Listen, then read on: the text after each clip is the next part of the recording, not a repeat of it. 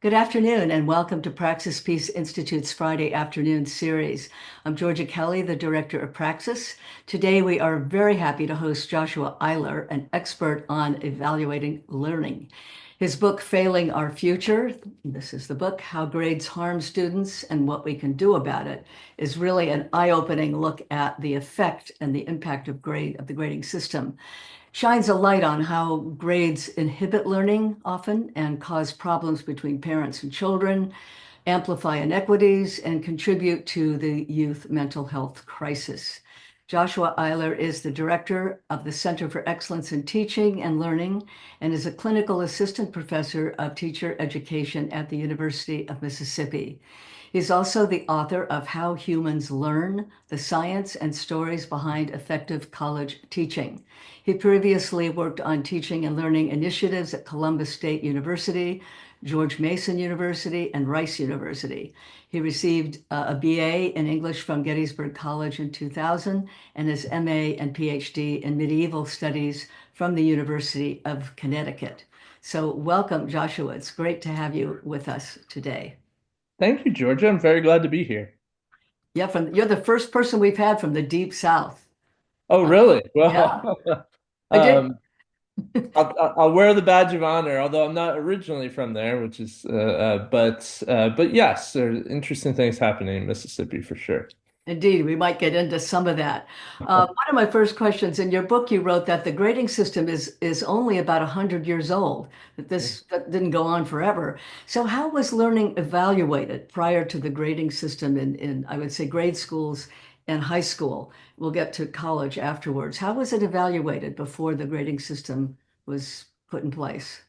Sure. So when I say and write in the book that the system we use now is only about 100 years old, it means that what I'm talking about there is the A through F letter grade system and largely the percentage system as well. So in elementary and secondary education, learning was evaluated with feedback and marks of some kind, often a check, a plus, a minus, that sort of thing, just to denote where the student was going. But largely it was feedback and it was communication, which is still the gold standard of how we help people learn. But about 80 years ago, a little bit more, we had a kind of standardization of a letter grade system that was implemented not because people thought it was the best way to measure learning, but because it was an easy way to communicate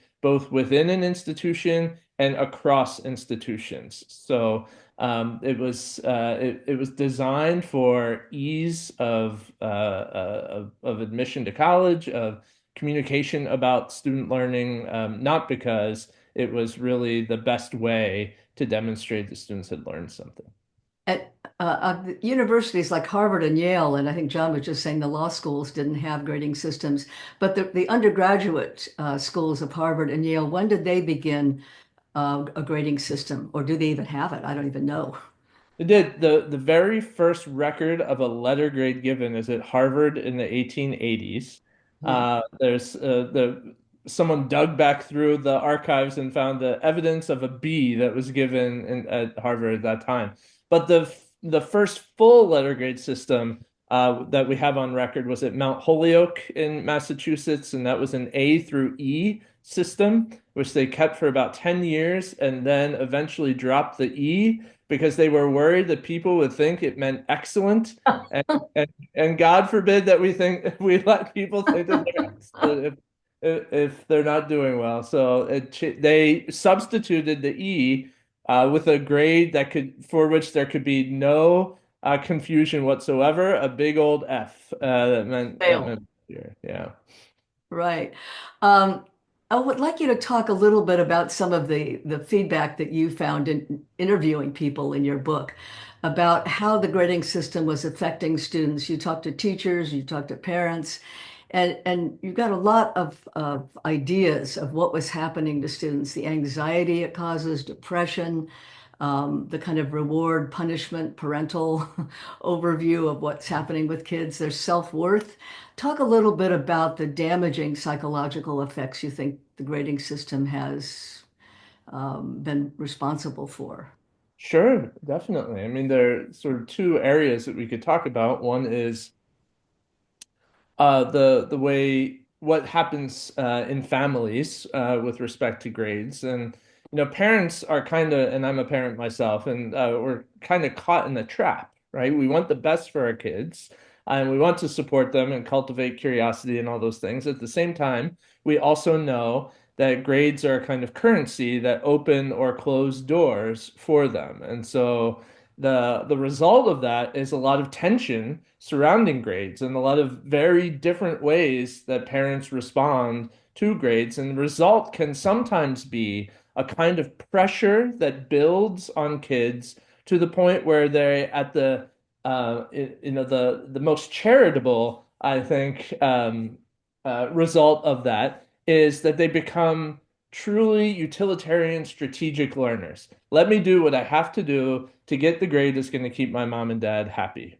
right? On the other end of the spectrum, it can cause significant anxiety, depression. It can often lead to students to kids developing a very negative association with school. To the point where they either stop trying or they don't fulfill their potential because they don't see the worth in it because of the messages they're getting. So I have a chapter on families and what happens there. But I think by far where the research is moving and what we're getting more and more data about every year is the effect of academic pressure related to grades on the youth mental health crisis in America. And so there have been some major studies recently that have linked the rising rates of anxiety and depression among preteens, teens, and young adults to the pressure they feel to get good grades. I think there are lots of different reasons why that pressure has kind of ramped up at the same time that we have begun calling this a crisis in terms of mental health. But the result of it is that we are seeing many more students dealing with grades in a way that is exacerbating their mental health issues that they are bringing with them into schools and classrooms. One of the things that you talked about too was the impact that the grading system can have on students the rest Mhm. of their lives. I mean, it could determine whether they go to college or not. It could determine if they feel they're capable of a higher learning or not. And it could affect their self-worth for their whole life. Yes. And I'd like you to talk a little bit about that because I think it's something that young people don't think about that much. They go, well, if I get a D, it doesn't matter. I'll get a B in something else. Or, they may not be thinking so much of getting the best grades unless, some kids do have that Mhm. goal. But for the ones that don't really have their goals set, Mhm. um, it seems like it can have a very strong impact on their self-worth. And I'd like you to just talk a little bit about that. Definitely. So one of the reasons I wanted to write this book is because we too often think of grades as just things that live within schools and classrooms and never go beyond the walls of that. And nothing could be further from the truth. That grades have long afterlives and stay with people for a very long time. The metaphor that I use in the book is the scarlet letter. Mhm. That people, students, former students, wear their grades with them invisibly throughout the course of their lives. And Mhm. so the messages that people believe that their grades have sent about them as learners and as people continue to haunt them. So think of folks out there who well into adulthood say, "I'm not a math person," or I hate to write anything, or I haven't picked up a book in years. A Mhm. lot of that is because of the messages they got sent in school about their abilities and how those messages were tied to the grades that they received. I see it every day in college with students saying, thinking I'm an A student or I'm a C student or I didn't get into the field I wanted to get in because I got a C in this gateway class, something like that, right? And so it's far more than just an academic exercise or emblematic of a learning in a particular course. It really does, for many people, have negative effects on their self-esteem throughout much of their lives. Mhm. And it also, the grades also have the ability to really open or close down doors to professions, both because of the grade itself and the policies that are in place for moving through a major, but also the psychological and self-esteem effects. And we have research to show that women and minoritized students are much more likely to take negative messages away from grades and make decisions about their careers based on those messages than are men. So, for example, if you're thinking of a gateway course that a lot of different fields hinge on, like organic chemistry, for example. There are so many majors and fields that kind of hang on organic chemistry. And what the research shows is when a male student gets a C in organic chemistry, the dominant kind of thought pattern is simply, well, okay, I didn't do so. I'll try again. I'll try harder in the next one. But when women and minoritized students see that C, they take it as a message that they don't belong in whatever field they were pursuing, right? We have lots and lots of evidence to show that they will move into another major because of those kinds of messages. So, it's lifetime effects. It's effects on professional decisions. It's even kind of in the moment, who am I as a person? I mean, grades connect to a lot of these things. I had certainly had that experience in math, which I am terrible at. And and it's the one place where I feel, I guess, deficient in my learning. And a lot of that was the kind of learning I had in grade school, which did not prepare me for a college prep high school. So Right. I was always behind in math and just figured, well, I'll never be good at it, so I won't do anything that requires it. I'll just take the minimum that I have to. I wanted to mention something that's kind of funny because you said some of them have plus and minuses rather than grades. When Right. I was in high school, our chemistry class, we would have grades, but for their homework, we have quizzes or a homework, we just got a plus or a minus. And one day when the teacher came in late, one of the students went up and changed all the minuses to pluses in the book. Um, but another thing I wanted to ask you about is grading on the curve, Mm. because this is something that I did experience in a chemistry class once at in college, where it turned out the teacher said, well, they're grading on the curve, but also on the test, for every wrong answer you get, it will be subtracted from your right answers. Oh, wow. And one guy Okay. said, well, you could come out owning the store that way. And he said, yeah, possibly. And like, well, this class is not for me. But that grading on the curve never made sense to me. It's like if the teaching's good, why would you have to grade on the curve? Well, right. There's so much that we could say about grading on the curve, and start with just that point that you're making now, right? That um, you wouldn't even have to think about grading on the curve if the exam was tied to the learning goals sufficiently and the teaching was effective. So um, often what happens is that people feel like implementing a grading curve is a benefit to students, right? That what we're going to do is take a very hard assignment or exam that very few people did well on, and we'll bump everyone's grades up in one way or another. But there are lots of problems with this. One of the problems is that the one of the dominant forms of grading of grading curves is called norm-based grading, and a better way to think of that is the bell curve.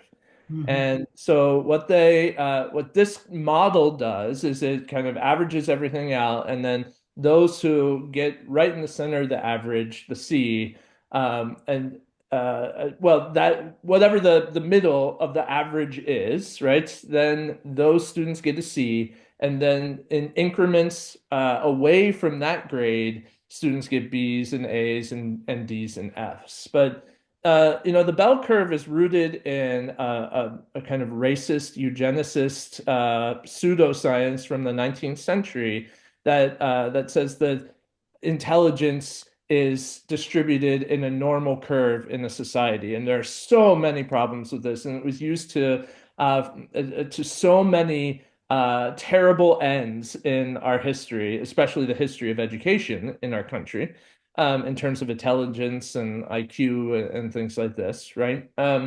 So it's rooted, it has these kind of terrible roots, but also nothing is more inequitable than this kind of system because what you're doing is you're privileging students who have had previous educational experiences at schools where they had more resources and more opportunities to kind of learn the game before they even get to college. And so the students who benefit from curves are those who know the game already, and the students who are on the other side of the curve are those who would benefit from more attention to a model of evaluation that honored the learning process and gave them more time to kind of develop expertise in or mastery of those kinds of outcomes. There are other kinds of grading curves as well, but all of them increase competition among students, the negative kind of competition, right? Because what you're doing in a curved model is you're competing for scarce resources. In this case, the scarce resource is the grade. So the person who gets the best grade gets the highest number, and then everyone else is sort of curved from there. Or you have this normal distribution kind of model, but it's uber competitive, and it does not in any way encourage learning. It encourages how do I beat the people around me so that I can get the best score possible ultimately, right?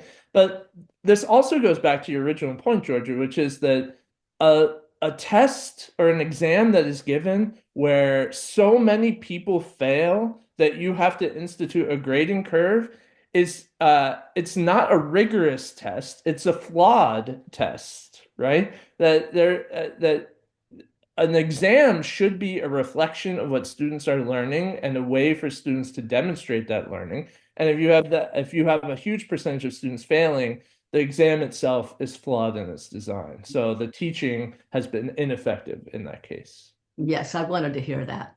But another thing I wanted to ask you, because you just touched on it now, was a type of favoritism that you talk about in the book. I would call it favoritism. I'm not sure you called it that, but the advantage, like let's say there's minority students in a class and white students in a class, and both of them get a C and or a C plus, let's say.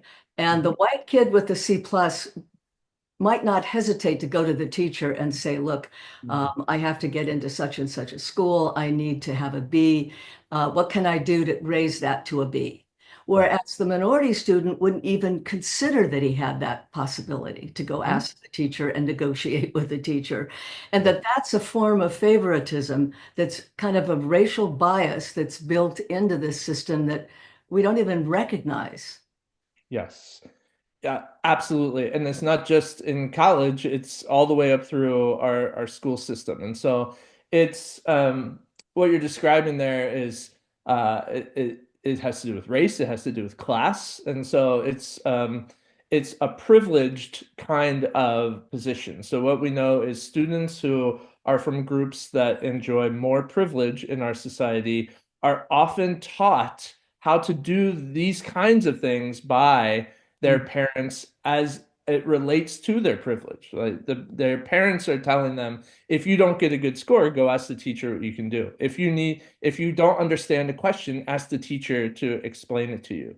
But that is not the same. Again, that's the sort of learning the game of school, right? And learning how to manipulate the game of school. But that is not the case for minoritized students and those students who don't have as much privilege. They're not being taught those same things. We call this the hidden curriculum Mhm. in education, and those with more privilege are given kind of the curtain is pulled back for them in many ways of what that hidden curriculum is.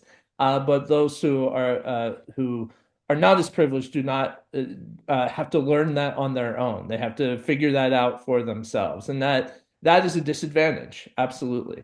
There's a great book by Jessica Calarco. She's a sociologist about this issue, and she studied the K-12 systems, and she saw that even in very wealthy schools, the middle class students were not as keyed into asking for this kind of help that you're talking about right now as were the wealthy students. Mhm. So it's something that replicates itself kind of in at every level of schooling along the way. Yeah, I think it's very important to point that out, and I'm glad you did because I'd never seen anyone articulate it really before like that.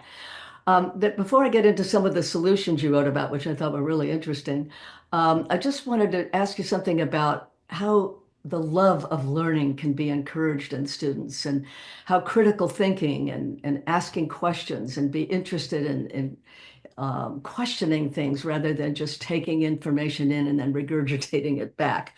How does the love of learning, how is it taught or how is it allowed? What would you say about that? Sure.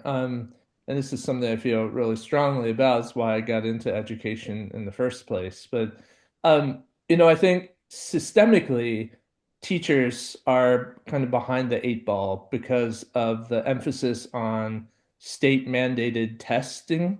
And every state is doing this, even if they are a part of the Common Core or not. And in an environment where and I see my daughter going through this right now in an environment where uh, all of the curriculum is geared toward getting better and better test scores so that the school can benefit from the formula set by the state for funding tied to those test scores. It can be really hard to have a classroom environment that encourages a love of learning and cultivates curiosity and things like that. So even if we were able to, so let's set that aside for a second. And what would a classroom look like where that happens? Well, first of all, what students need in order to pursue learning for the love of learning and big questions because of their curiosity, they need to not feel so much pressure that every single thing they do is going to somehow affect their permanent record, right? So this is partly where grades come in, that to follow your interest or to ask a question that's meaningful to you, you have to just be able to sort of do that with the kind of freedom that it's not going to affect, your grades in any way, right? So they need that pressure kind of taken off. Another thing, though, is that what you need for those kinds of things to happen, you need an environment where students feel like failure is not going to hurt them, right? That failure is a natural part of the learning process. We try something, we make a mistake, we get feedback, we try it again. And our school systems too often arrest that cycle before it's even allowed to begin because we penalize failure rather than seeing it as an important part of the learning process.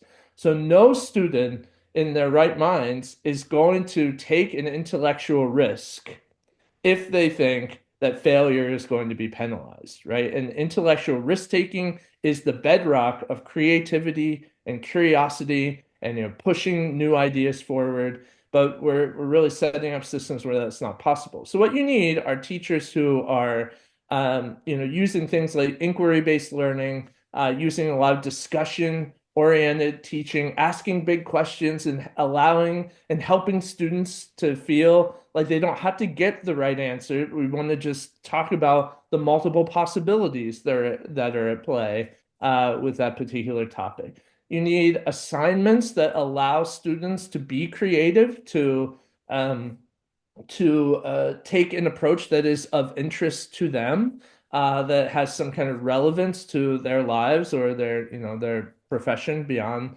college, that sort of thing. So you need attention to those kinds of elements of the classroom as well. Great. And now I want to ask you about some of the solutions that you mentioned in your book. I was very interested in Evergreen College. Actually, a friend of mine had taught there for a few years. Oh, Uh, okay. yeah, can you tell me a little bit about, they don't have a grading system at all. Don't. No. What do they do? How do they evaluate students' information or their learning levels?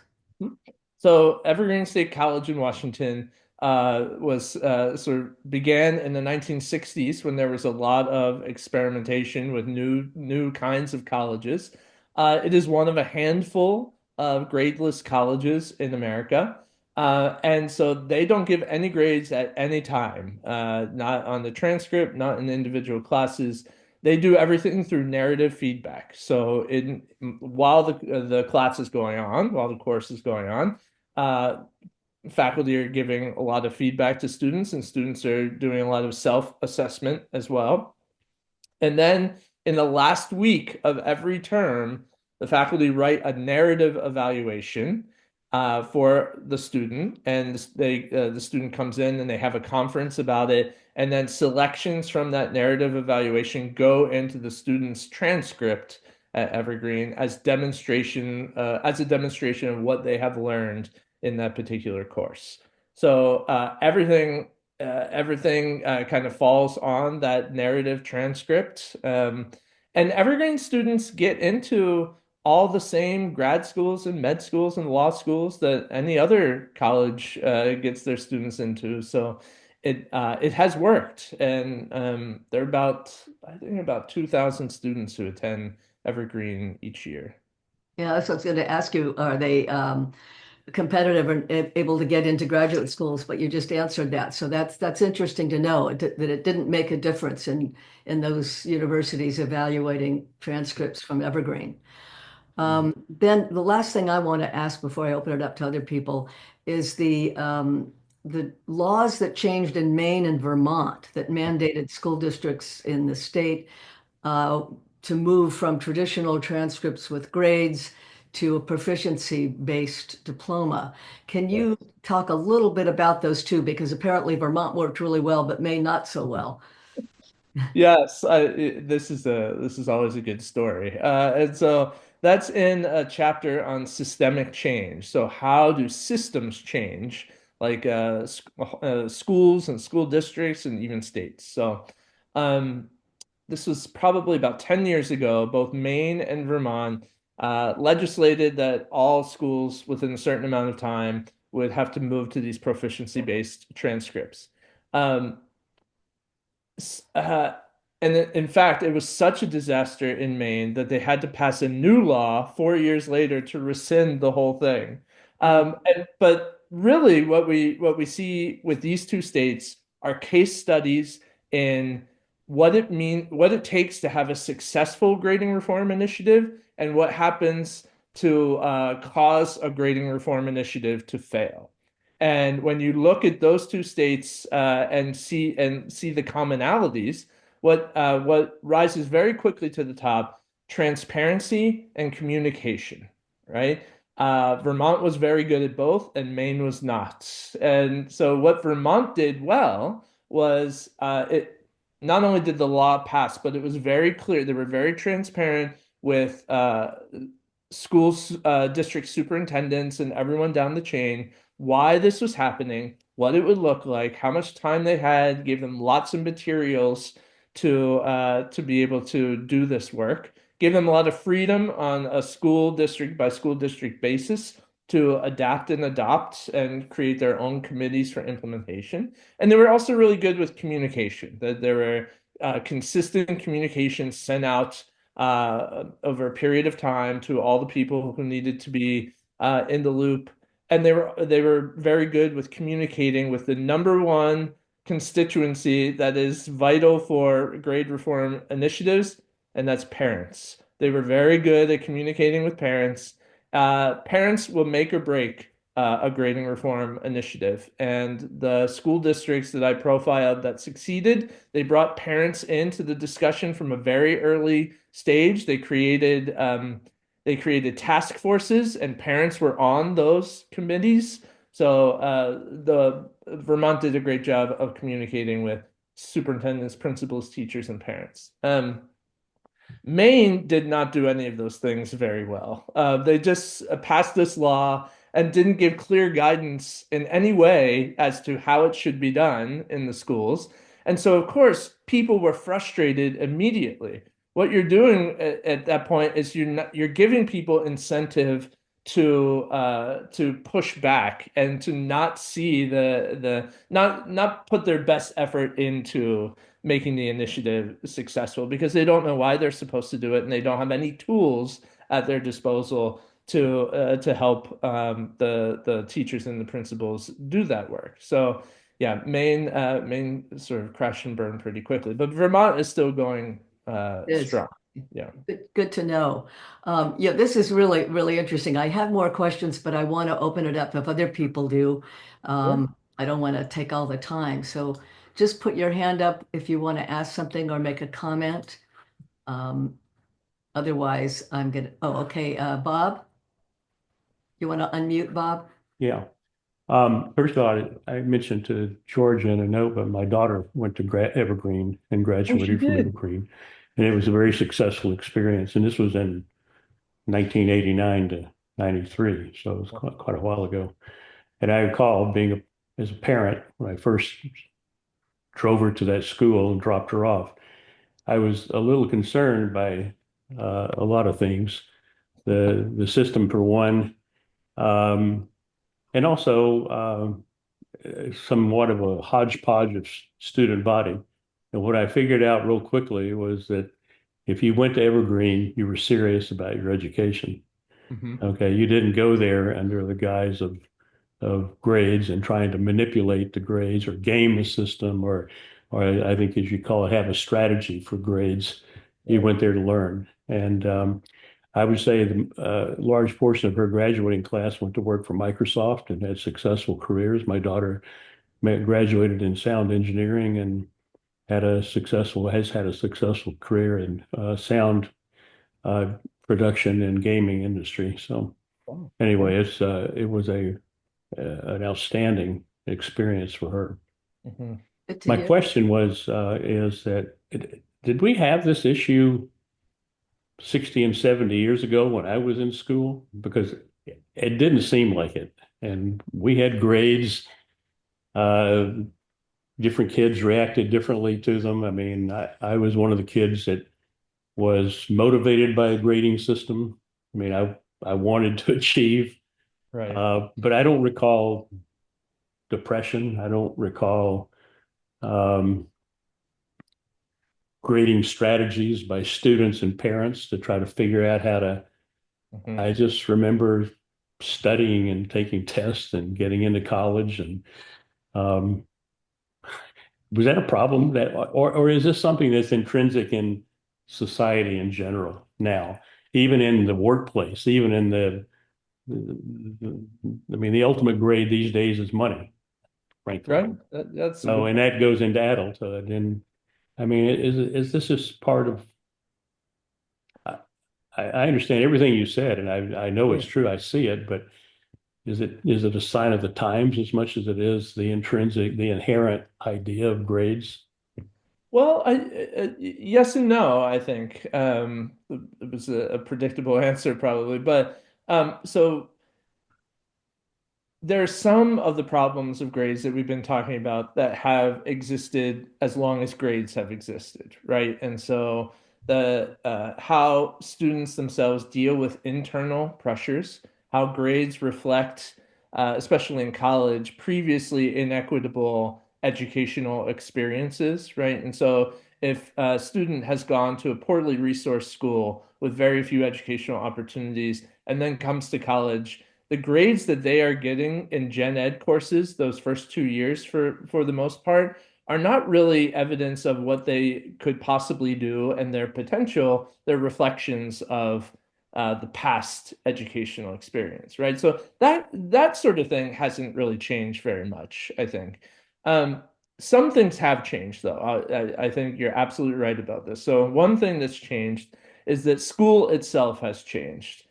Even I went to school in the 80s, and that we didn't have any standardized tests except for, I think, the Stanford Achievement Test, but there was no weight on it at all. There was no pressure. The people didn't talk all the time about performance, Mm. and that's very different than what is happening now. And when you combine that with the fact that almost every school district has an online grading portal where parents and teachers and students can see the grades that are being put in every minute of every day. Mm. Students feel kind of a constant big brother watching over them. So when I would get maybe a C on an exam, I would see that and say, well, it's a good thing this isn't going on the report card. I'll just work harder on the next one. But now that C goes into the portal and everyone knows. And so the kids have lots of people kind of harping on them all the time about their grades. So I think that's one big difference. Another big difference is the messages being sent about being admitted to college, right? That it certainly hasn't always been the case in American history that you needed a college degree to have a really successful life, right? But even as America changed and going to college was the norm, and it was in many ways necessary to enter a good profession, it still didn't have the kind of pressure that students feel to do all the things, get all the perfect grades to get into the best school to make their dreams come true. Um, and one of the things that we have seen over the last 10 years, especially, is that those prize schools, the Ivies, University of Chicago, places like that, they've done this thing with their admissions, and it's very controversial, where their admissions offices try to get as many applications as they possibly can, even from students who they know will never be admitted there. So what they're doing, they want the highest number of applications possible so that they can have the smallest yield number of admittance, and they compete for the who has the lowest percentage of admitted students. That's very different. That is like a last decade kind of thing. And so places like Stanford and Harvard and Yale, they have below 10%, sometimes right around 5% admittance yield, right? And so that pressure has got, so all the messages to students now are you have to get into the best college. And the reality now is that the percentage of people getting into those colleges is very, very small. And so it's just creating this sort of bottleneck of pressure that I think is different than the messages that used to get sent about college. And it also doesn't mean that the education you get at Harvard or Yale is better than you're probably getting at a state school, but it has So the, glad. Oh, I'm sorry. go ahead. What do you think? I'm so glad that you said that because I try to make that point in my book that the reality is that most people do not need to go to those schools to get the kind of education that will allow them to have a wonderful, fulfilled, meaningful life, right? You don't need to go to Harvard to be a great engineer or scholar or teacher, right? You just don't. There are some things that if a child, for example, wants to be a Supreme Court justice eventually, they probably do need to think really carefully about where they want to go, right? If they want to study ancient Arabic texts, they have to think very carefully about where they want to go. But for most things, there are great schools that will give them an even better education, right? There are always the kind of regional or state school I can think of for nearly every field that would serve students just as well or better. Yeah, that's very interesting. I wanted to ask you, how old is your daughter? She's 12 right now, so she's in seventh grade. Is that middle school? It is middle school, yes. And how is she dealing with grades? And how do you deal with her with grades? Well, she hears me talk about them a lot, so she's been kind of an ambassador to her fellow classmates about some of the things that I feel about grades. But I think she feels the same kinds of pressures in school about grades, because she still gets traditional grades on her assignments. And there's the same comparison among students. What did you get? What did I get? Mhm. There's still the same incentives for those students who get high grades. They get rewards and things like that. And so she still feels the pressure cooker. I would say that the only difference is that she is more aware of the system itself and what's happening within that, but she's not immune, unfortunately, to what's happening in the school. Right. I read somewhere where the University of Mississippi had pass-fail grading system. Is that true? Or is it letter We, grade? we had that during the pandemic Oh, for I the see. Okay. the spring of 2020 and the fall of 21. We had where students could take a pass fail if they didn't like their letter grade as a kind of amnesty, given the very difficult situation that everyone was in. So, but pass fail, we have a traditional system for the most part. I was thinking another reason why it was different in probably our day than it is today. Um, I was thinking of, I'm not sure I want to go down that road, but I think, there's so many different ways I could go at this point in asking you some questions. So I just want to see before I do that, is there anyone else who wants to say anything or ask anything? Okay. Well, by golly, why not cause some trouble? Okay. That's what we want, Howard. Excellent. I will agree that in my opinion, there are some classes that perhaps would be better gradeless, maybe a pass-fail system or whatever. I agree with that.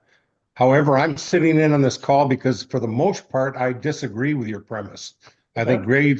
grades are critical.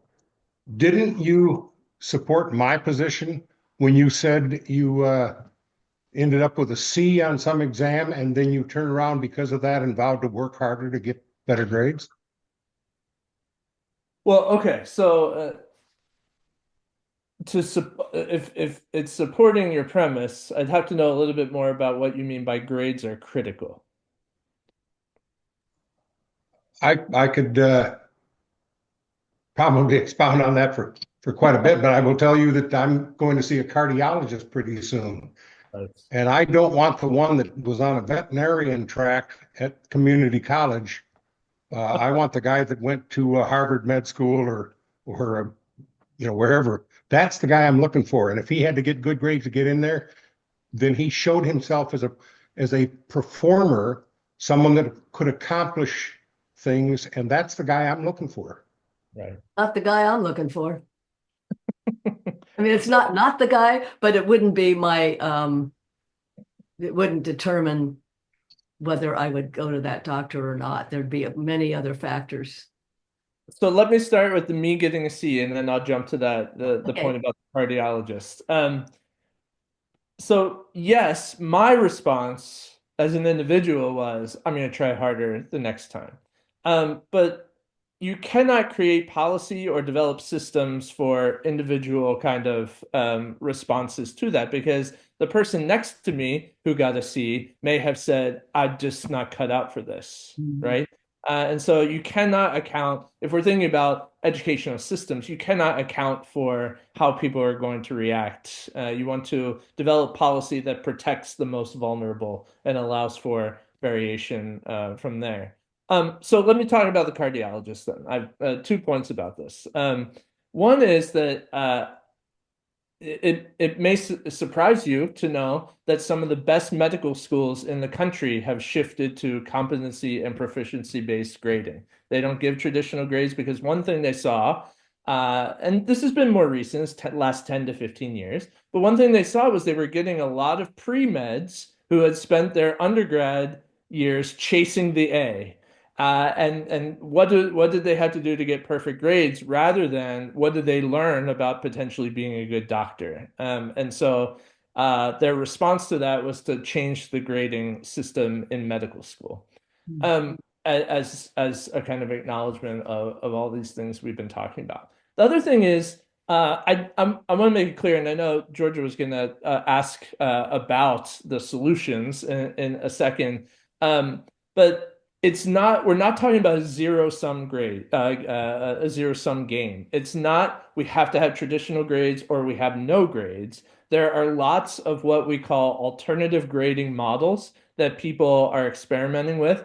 And the issue of a card or the example of a cardiologist is a good one. So one of the models that most K-12 school systems that change their grading practices have moved to, and in college, what a lot of science faculty have moved to, those who are experimenting, is called standards-based grading.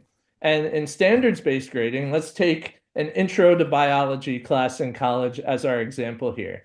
In standards-based grading, the faculty member sets out a number of content and skill-based standards that are tied to the learning goals for that particular course. So let's just pick a round number and say there may be 20 standards, and the student's grade is based not on what they get on a particular exam, but on how many standards they master over the course of the semester, right? And so if you have 20 standards, if you show proficiency in 18, that would get you the A. 16 would be a B, 14 would be a C, and so on, right? And so that is a way to kind of honor and acknowledge exactly what you're talking about.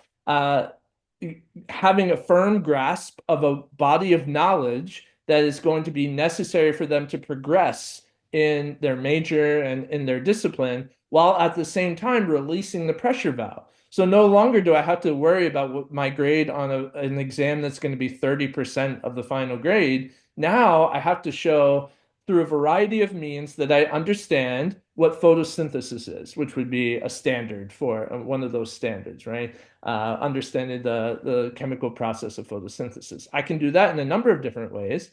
It also honors the fact that learning is a deeply complex process that unfolds at different rates for different students. So Georgia may understand photosynthesis completely in week 3, but it may take me till week 7 until I can show that I have developed conceptual understanding of photosynthesis. And we should both be recognized for developing that understanding. It's just it has happened at different times, and standards-based grading allows for that. Yeah, that's well put. I am going to ask about a couple of the solutions. I just wanted to mention that to go back to when we were in school, I think there was very little attention paid to anxiety and depression caused by grades. Nobody talked about it. People talk about it today. At least there's an interest in looking at why a student is behaving the way he is. In our day, it was just it seemed like it was much more black and white. People didn't deal with depression. They didn't deal with anxiety. You just suppressed it. I think that was more the mode of our time in school. But I wanted to, before we finish, I wanted to ask you about the other forms of grading that you talked about in your book. And if you can just explain what they are, the portfolio grading and contract grading. Right. There are lots and lots of people mix and match all these things as well, right? And so we call these alternative grading practices. We hope to get to a point where they're no longer alternatives, but they're just other ways that people are grading. But so there are a bunch of them. Portfolio grading, very common in the arts and some of the writing-based disciplines. Students get a lot of feedback on their work throughout the semester, but no grades. They revise it and they put it in, they put their best efforts at all the assignments into a portfolio with a reflective introduction, and that's what gets the grade. So this is a model that's sort of dipping your toes in the alternative grading world because that's still a very traditional grade. It's just that students have had a lot of time to develop their work before they put it in the portfolio. We talked about standards-based grading. It has a lot of cousins like competency-based, proficiency-based, mastery-based, specifications grading. They're all related and all very similar to that example I just gave a few minutes ago. Contract grading came out of the 70s. The earliest kind, and still a very traditional way to do this, the earliest kind of contract grading really set out a menu of assignments and objectives for a course, and students had agency in saying, and also the grades were tied to how many of those you achieve. So again, 20 is a good number. You do 18 of the things on this menu at a satisfactory level, you get an A. You do 16 at a satisfactory level, you get a B, and so on. And students were asked to commit to which grade they wanted to pursue over the course of the semester. So if a student had a really busy semester, they say, I'm going to go for the B and do the work for the B and get the B. And so that's contract grading. And then Evergreen's model that we talked about, no grades at all on a final conversation. That's called collaborative grading, where it's the students propose the grade and it's determined during a conversation. That's yet another thing that people are trying. So there's all sorts of ways that folks are really trying to move away, and they all share two things. One is again, releasing the pressure valve on students. I think George is absolutely right that and the stress, the academic stress, the mental health issues connected to grades have always been there. We're just now talking about them more, and importantly, getting research on it to really anchor those impressions. The other thing that they have in common is that they give students the opportunity to demonstrate their learning over the whole course of the semester, not time-stamped learning like you get when you have 3 exams and a final in a course, right? So you have the whole course to really demonstrate that learning. Yeah, I in a way don't want to go back to this, but I just want to mention it because I want to see if you've run up against it. We talked a little bit about favoritism in terms of the in unequal way that kids respond, but there's also the favoritism where there's a teacher's pet, or there's the opposite where sometimes grades might be used as a punishment. And I wondered if you've run into this. Yes, absolutely. Many students actually experience grades as punishments in a variety of different ways.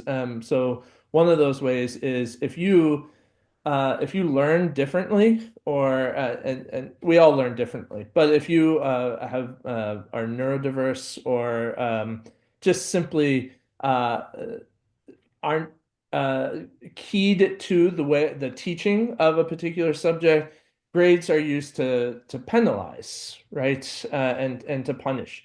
Another way that grades are often received as punishment is in school punishment cycles, where minoritized groups of students are often targeted for school punishment over white students. There's you know there was a statistic recently that African American students make up a far lower percentage of the students who are in our K-12 systems in America, but they are subjected to school punishment at 3 times the rate of white students. And what happens is those students are taken out of the classroom, right? Either in school or out of school suspension.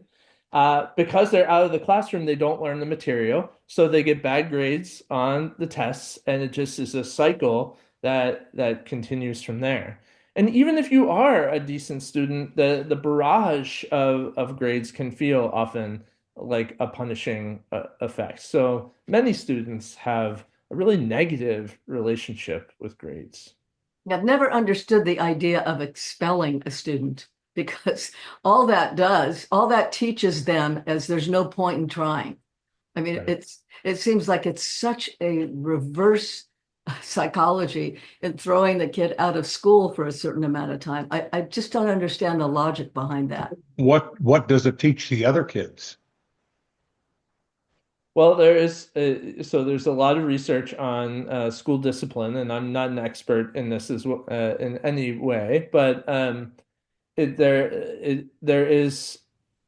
are different models where they're trying to reconcile the effect on other students of the behavior while also trying to help rehabilitate whatever the behavior was, rather than, as George is saying, rather than removing them from the school entirely, right? Sociologists, of course, call that the school to prison pipeline, that there's often a direct connection between students who are expelled and future repercussions of that for their lives. So there are models that try to address it. Yes, definitely.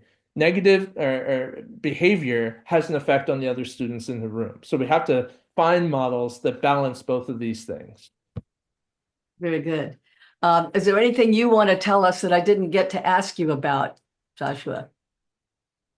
So we talked a little bit about parents in terms of the problems, but one of the things I really loved about writing this book was not only talking about it with my daughter, but also looking at what parents can do to help their kids kind of deal with the effects of grades, even though we ourselves cannot change whether or not a school is giving grades. And so things like, making sure they understand that a parent's love is not tied to grades, helping them to cultivate curiosity, really allowing them to follow their interests about, any and all things.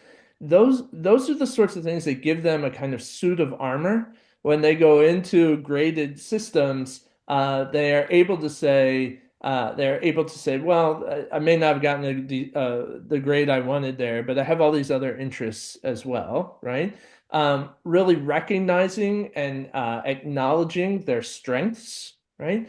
And kids, by and large, don't feel as if anyone really knows what they're good at, and certainly not that people acknowledge what they're good at. And so when we can build that up, a student who gets maybe a grade that they didn't want can say, well, I have all these other strengths that I can kind of fall back on and bring to the next task. Yeah, I didn't get into the parents. I did have a question about it, but because the way a lot of children feel is the way their parents are making them feel Yes. about grades. And that's a really important, you mentioned 4 different types of parents, the helicopter, the lawnmower, I forgot the other 2, but I thought it was very interesting because, yeah, a lot of the stress kids feel is what the parents are putting on them as well as peer pressure. There's peer pressure too.